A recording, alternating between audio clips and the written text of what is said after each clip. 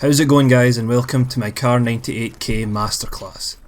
In these videos I will showcase my best clips with some of the weapons, whilst giving some of the historical background on the guns iconic to World War II.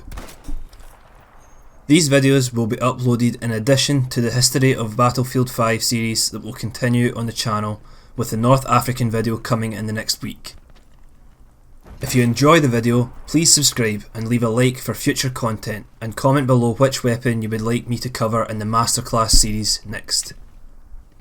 The Karabiner 98K bolt action rifle was widely used and has been referred to as the backbone of the German Wehrmacht in World War II. Over 14.5 million of these rifles were produced between 1935 and 45, and these weapons, that were acquired throughout and after the war, would remain in use by multiple different armies following the war.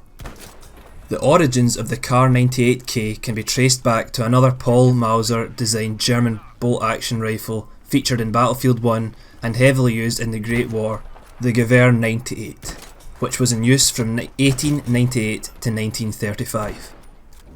Following the end of the Great War, the Gewehr 98 was found to be too long of a rifle for the developing trench warfare prevalent in the early 20th century, and therefore modifications would be required to compensate for this. Between the end of service of the Gewehr 98 and the formation of the Kar 98K, a Karabiner 98B model was formed. This rifle, however, was not shorter, and the only differences between these rifles included its ability to utilise more modern ammunition types, and an increase in the ease of use with the bolt action lever.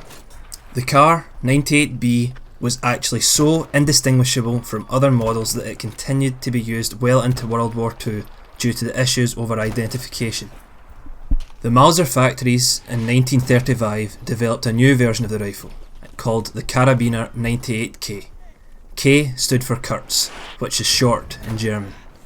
This rifle was more like a carbine, as it was shorter and allowed for more soldier motility. The Kar 98K was 1 metre and 10 centimetres, over 15 centimetres shorter than the previous models of the weapon. The weapon was also equipped with a faster muzzle velocity and was lighter than its predecessors. Despite these differences, the weapons both fired the same ammunition type, 7.92 by 57mm Mauser. This did not improve identification issues with the weapons.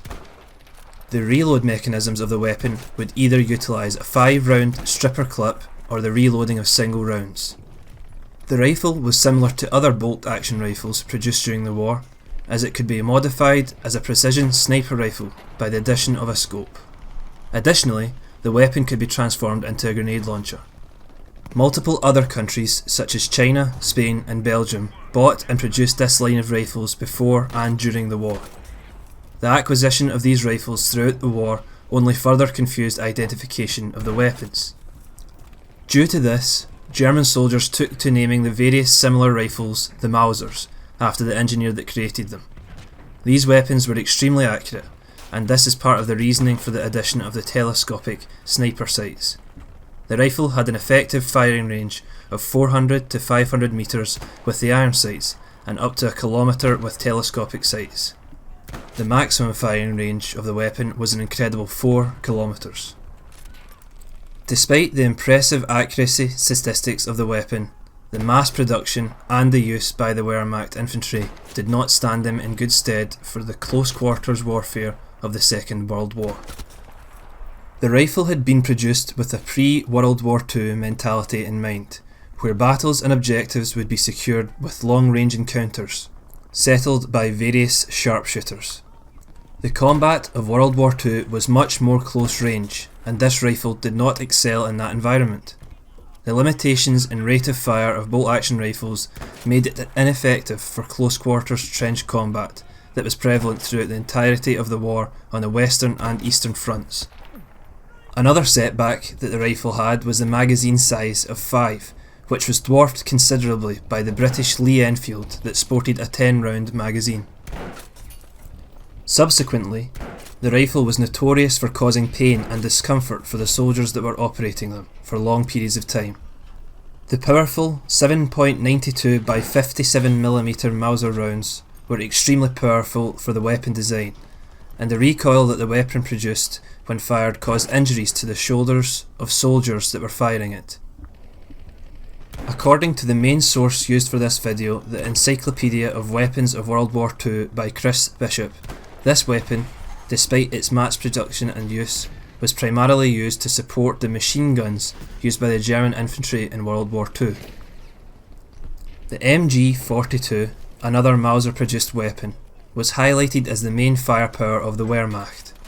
The infantry, equipped with SMGs and Kar 98Ks, were able to achieve excellent flanks on enemy positions, as Allied soldiers were suppressed by the MG-42's firepower.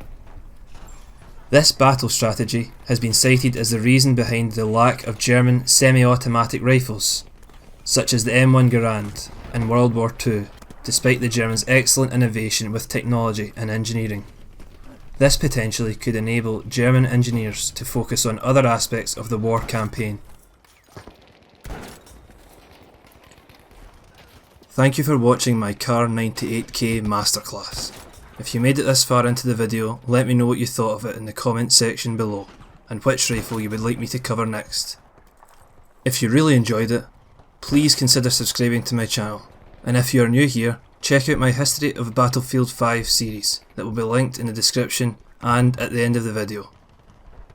Please enjoy the rest of the gameplay.